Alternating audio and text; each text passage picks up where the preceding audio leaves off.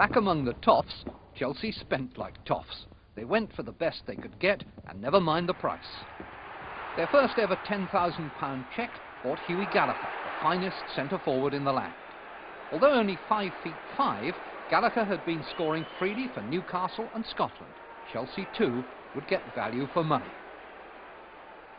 Alec Chain came from Aberdeen for £6,000, a winger converted to inside forward. Soon they were joined by Alec Jackson, a winger known as the Gay Cavalier, £8,500 from Huddersfield. The grass at the bridge had never seemed greener. Approaching the first fixture, Jackson and Andy Wilson bubbled with optimism. Well, Andy, there's all the people. Tell them what we're going to do next season, eh? Oh, well, you're one of the big noises. You know what I mean? You're the big noise, along with Gallagher and Sheen and a few more of the boys. Well, it's up to you, boys. Oh, we're going to play hard, and I want the captain to set us a good example. Oh, well, we'll do our very best for that, and of course all the boys are fit in that, and I don't see any reason why we shouldn't. What about the Arsenal? Oh, half the team hasn't signed yet. Hey, there's Jack Whitley coming. The forwards were all internationals, with the 4 Scots joined by England's Jackie Crawford on the right of this picture. Tommy Law was another who played for Scotland. The hard-tackling left-back was one of the famous Wembley Wizards. There were games including 9 men who played for their country. There was an all-international half-back line, Sam Irving from Ireland, Jack Townrow and Sid Bishop from England.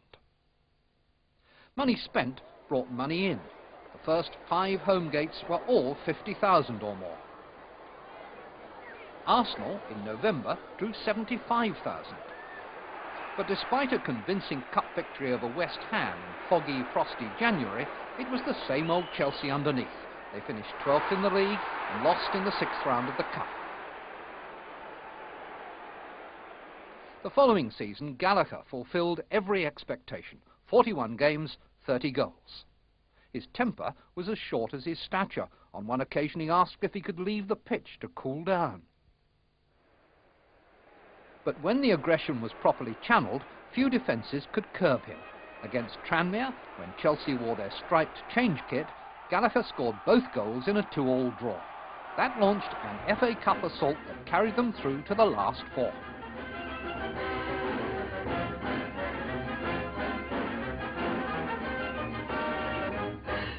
It was Chelsea's 3rd semi-final.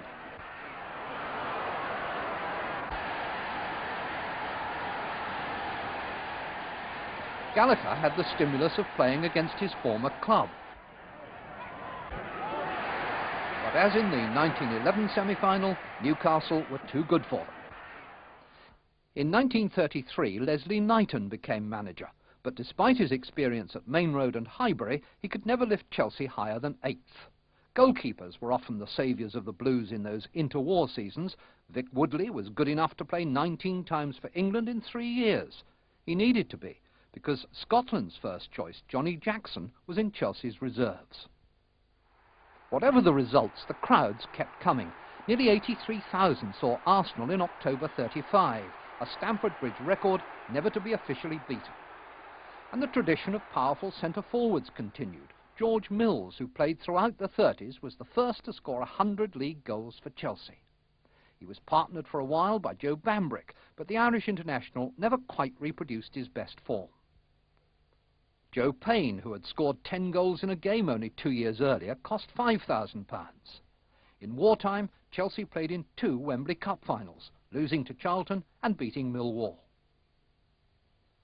Billy Birrell, who'd been appointed manager in May 1939, started the post-war reconstruction by signing Everton and England's Tommy Lawton. In the now well-established club tradition, he paid £11,500 for the best centre-forward to be had. The new man's first game was a friendly, the opponent's Moscow Dynamo. It was no ordinary friendly. The Russians startled their opponents by presenting a bouquet to each man. Estimates put the crowd at nearly 100,000. They saw Chelsea lead 2-0. Dynamo made it 2-2. And then... Taylor through to Doling. Doling right through in the centre of the penalty area for Russia. And in goes Lawton. Lawton hooks the ball right out of Hovic's hands. He comes back to Lawton, the header, and a header. Goal! A beautiful goal by Lawton. What a goal! But Lawton's delight wilted faster than his flowers. I'll always remember the 3rd goal that they got, this Bob Ropp. He was 10 yards offside. And do you know what this Commander Campbell is now? I'll never forget him. was the referee, he said, "Well, I gave it for diplomatic reasons." Now I ask you. So, I said, "Diplomatic reasons?" I said, "You've done us out of our bonus." Lawton scored 30 goals in 39 games as football returned to normality in 1946. Lawton was a magnet. More than 1 million people passed through the Stamford Bridge turnstiles. But somewhere, somehow, the relationship soured. Tommy Lawton went, Roy Bentley came. He cost £11,000 from Newcastle. Bought as an inside forward, he was soon leading scorer, wearing the number 9 shirt. Chelsea entered the 1950s needing cup kudos to salvage another moderate First Division season. They reached the 6th round and drew Manchester United. 70,000 crowd Stamford Bridge for the cup tie of the season. Attacking the goal to your right, here is a new Chelsea. Fine teamwork, allied with non-stop attack, bring the Londoners an early reward. The man who puts the finishing touch is Bobby Campbell, and here it is.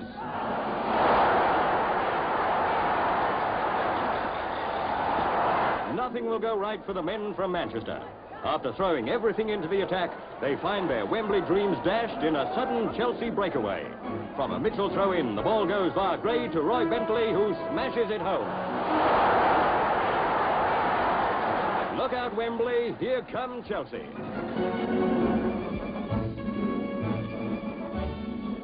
On paper, it looked a cup clash of the century. In action, that's just what it turns out to be.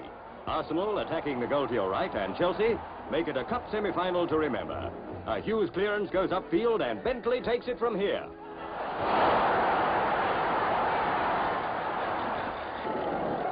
Arsenal hit back, only to find Hughes give a repeat version. Once again, his hefty long kick finds elusive Roy Bentley, and Chelsea are 2 up.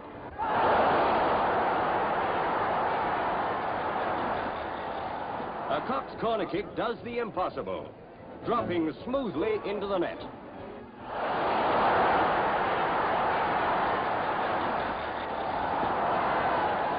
With only 15 minutes to go, Chelsea seem set for their first ever Wembley. But Arsenal have other ideas, as the Gunners throw everything into an all-out assault. It comes off, thanks to the Compton brothers. From a Dennis corner, elder brother Leslie heads in the equaliser. The perfect ending to the perfect match. Freddie Cox settled the replay in extra time, and Arsenal again played box and Cox with Chelsea's cup dreams 2 years later, when Freddie's goals buried them in another semi-final replay. In the season between, only the narrowest margin of goal average avoided relegation. .044 was Chelsea's advantage over Sheffield Wednesday.